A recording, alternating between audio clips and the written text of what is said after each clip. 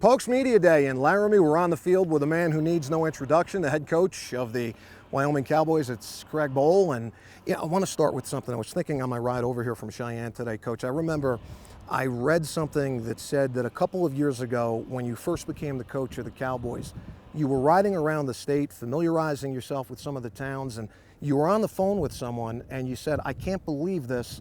I feel so good. I'm the head coach at the University of Wyoming." And, I was thinking that there are so many schools in so many states. Many states have some big-time programs, several of them. Here in Wyoming, of course, this is it. This is the be-all and end-all. And as you enter your third season here, talk about how it feels at this point to be the head coach of this program representing this state and this fan base? Well, you feel a real sense of responsibility. We came here, our coaching staff came here to really make an imprint. I believe this: when the Cowboys win, the people in our state feel good. Right. And so we also knew coming here we were going to change the culture 180 degrees. When I sat down and I talked with Tom Berman, he said, "Coach, I want to play Cowboy tough football." Okay, do you know what that means, Tom? That means we're going to have to change the mentality with our offensive line, what type of guys we're doing on defense, and having more players that are bought in, particularly from this region. But as I travel around the state, whether it's in Sheridan or Worland or Evanston or wherever, you see everybody riding for the brand, and they're bought in. Now, certainly they're disappointed with our season last year, as we are as well, but there's a real sense of responsibility to take another step forward this year, to be competitive, to have another building block into bringing back greatness. When you look up at these names up here, I was a senior in high school when they went to the Fiesta Bowl.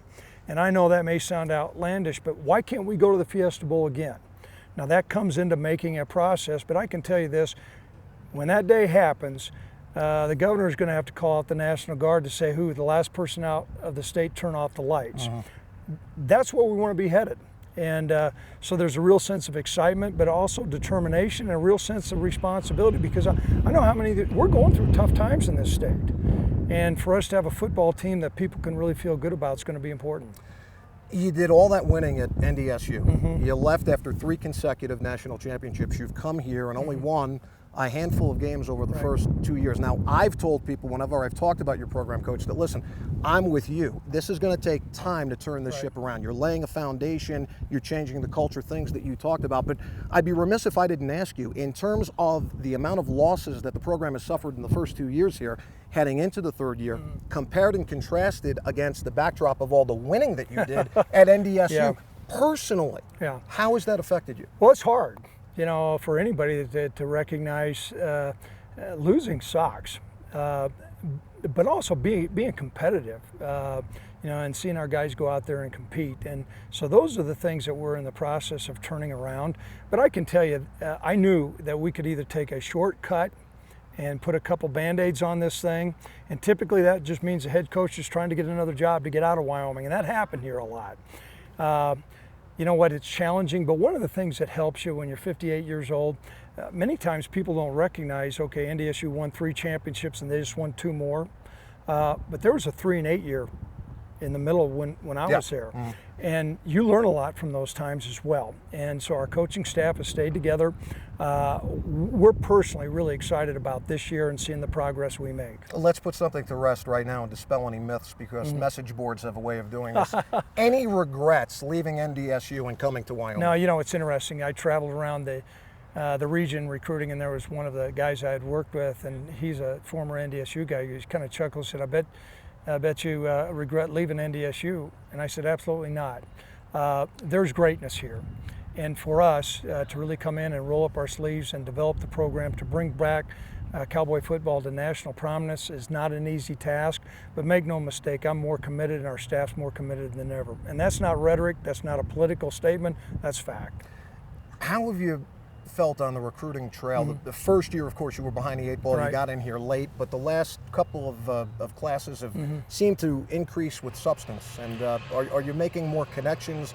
Are you getting a sense that kids are starting to relate more to Wyoming football and the brand and the style that you want to employ. We certainly are, and I appreciate the fact you talk about our third year. Our first year, though, we had 2 weeks. Now, Yep. Brian Hill came in that class, but you're just kind of doing a patchwork quilt. The last 2 years has been different. We've allocated financial resources, man hours. We have a clear message of what kind of guy we're looking for, the Wyoming profile, somebody that wants to get a meaningful degree from a great institution and have a laser-like focus to win the Mountain West Conference Championship. And there's a lot of guys, they're not interested in that, what goes into that. They'd rather go to some place where they can party, have more of a social life. You know, we're here for educational experience and win football games, and we're getting our guys. Last year we played way too many freshmen than what we would like to. This year's class we feel like is more athletic than last year's class, but hopefully we won't play as many. Is there how do you respond to some of the people? You mentioned you were on a Rockies broadcast on Root Sports a couple of weeks ago, and you mentioned that a lot of programs in this day and age like to play, as you put it, grass basketball. Grass basketball. And Larry Shyatt doesn't like that term, but right, I can tell you it's true. Right. We'll have to check to see if Alan Edwards objects to it now. But your style of playing a physical brand, a physical style, people say, well, kids aren't interested in that these days. And how do you respond to that? Well, first of all, I think any great football program is going to reflect the fabric and culture of the people of the state of Wyoming. You're going to be drawn to this state because you're a tough son of a gun. You're going to survive. We have tough winters here. It's not always a Chamber of Commerce day here, and you're going to put your hard hat on and your lunch pail, or as a rancher, you got to go out and bring the cattle in. And we're attracting those kind of guys. So that style of football needs to reflect that. Many people talk about Joe Tiller, and I understand. I know Coach Tiller really well. They think all the greatness was about because they spread everybody out and they did all these fancy things, and they did that. They were a hard-nosed, physical football team. Right. And that's the brand of football that we want to play, and that's the brand of football that's going to give us long-term success. Taking nothing away from the first two quarterbacks, you're going into your third year with your third different quarterback, but taking nothing away from Colby Kierkegaard in year one, Cam Kaufman last year. This kid here has got a ceiling that is extraordinarily high, and he gives you a dynamic, I think, Coach, at the position that you didn't have the first 2 years. Well, you know what, we've gone out and we've benefited from our recruiting, and I'd like to think our staff's got a pretty good eye for talent. Not to say a lot about Carson Wentz, but he was the second player taken in the NFL draft. He's 6'5", 225 pounds. He ran 4.7. You see any similarities between him and Josh? It's dangerous to say. I can tell you he's 6'5", he's 225 pounds, he runs 4.7. He's got a strong arm. There's a lot to work with, and I think we have a great coach working with him. If he takes to coaching, he's got a lot of upside, I can tell you that. I was talking with Steve Stannard, your defensive coordinator, about 20 minutes ago, and I asked Steve if you guys were going to be a little bit more unpredictable on defense this year with some blitz packages and things like that.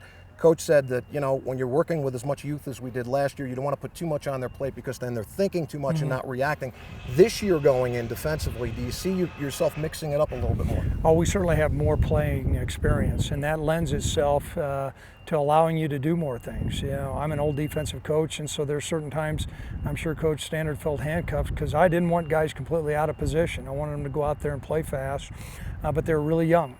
All those guys in the secondary, a lot of our linebackers are back. That's where a lot of your pressure package comes from. We certainly have more speed and athleticism to allow you to get locked up and play some more man-to-man defense.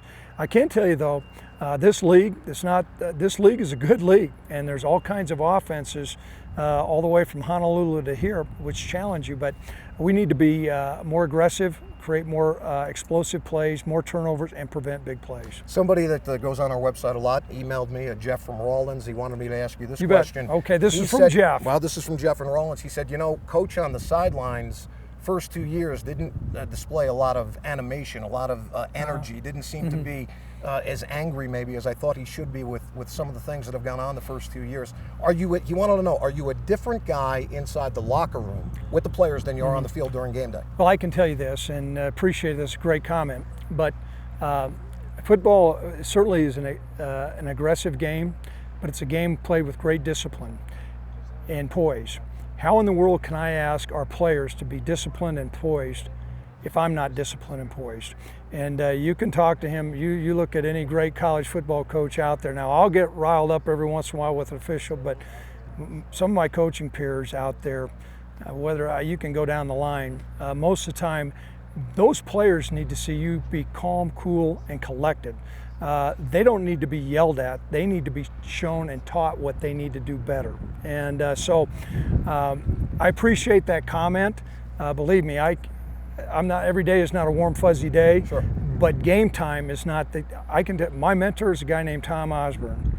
He won a lot of football games. Now, you saw him every once in a while get all red when he may get on an official, but you never saw him yelling and screaming and berating a player. These players need to be taught, they need to be encouraged, they need to be motivated, but on the sidelines is not the time to be yelling and spitting in their face. Last thing for you, Coach, and we appreciate your time. Last year you joined me on a radio show. Yeah. I asked you, I said, Coach, I said, by the time you're done here and the dust settles and the smoke all clears out, would you consider your tenure here to be a failure if you don't win a Mountain West championship? And you didn't hesitate. You said yes. Yeah.